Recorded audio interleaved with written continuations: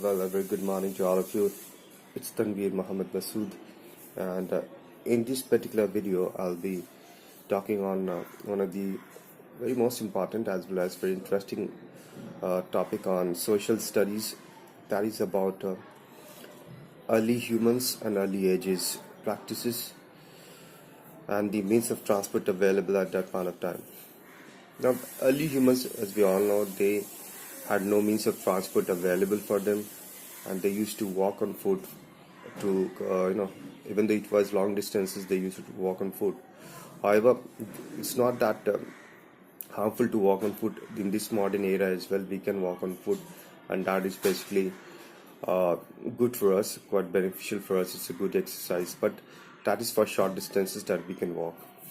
However, in early ages, in early humans, they used to travel on foot because there was no means of transport available for them, and they used to cut pieces of food and make bonfire of it and cook food like that.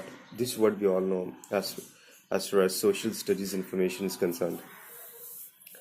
Now,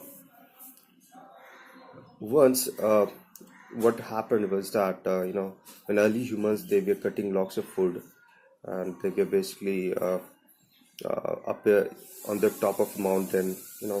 Someone, it's like said, as per social studies, someone on top of the mountain, he basically rolled on lots of food, and the lots of food basically came rolling down onto the ground. And this basically gave the idea to the early humans that they can basically go ahead with the invention of the wheel. So rolling lots of food when started rolling, this gave the idea to the early humans that they can basically use it in a more conducive manner, in a more convenient manner, in a more beneficial manner.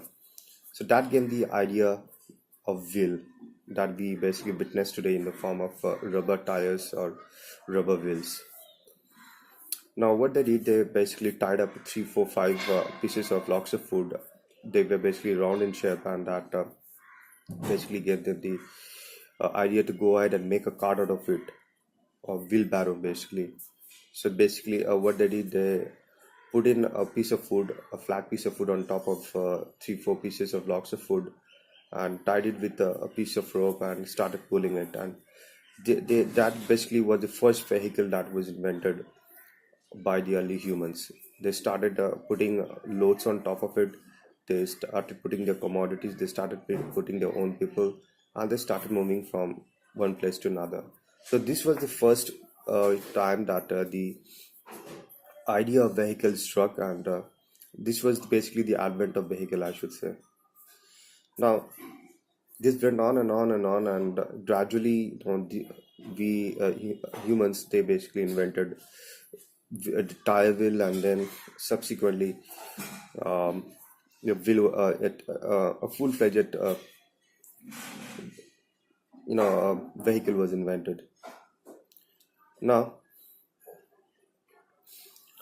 once this vehicle was invented, the concept of other means of transport also came into the picture. There are basically three means of transport, as we all know. That is land transport, then we have got air transport, then we have got water transport. Now, these three means of transport, they are basically important and very crucial in their own ways. Let us first of all talk about land transport. Land transport system is basically those transport which are covered by vehicles and transport systems like buses, cars, four-wheelers, two-wheelers, scooters, bikes, auto rickshaws. These are all land transport system. So in other words, it basically means that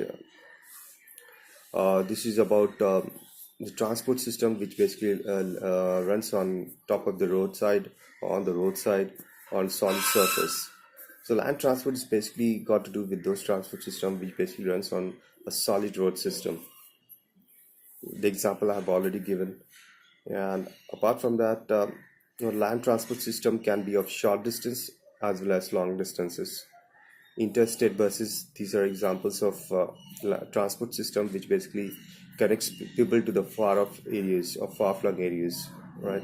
If a person has got to go to long distance transport, he or she can go for interstate buses, that is buses which connects two states or two remote areas of the same state. Now, this is about long distance transport. Short distance transport on land surface can be covered by, say, uh, auto rickshaws.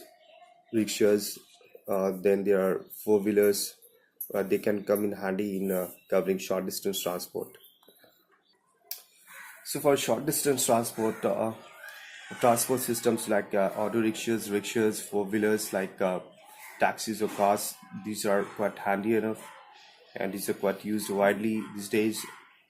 And pollution-free transport systems like auto rickshaws or sometimes rickshaws, LPG run vehicles. These are quite popular these days because they don't emanate a lot of smokes.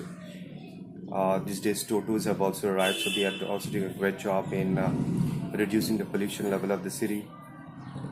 Apart from this, there there are other two means of transport, such as water transport as well as air transport. Now, let me talk about air transport first.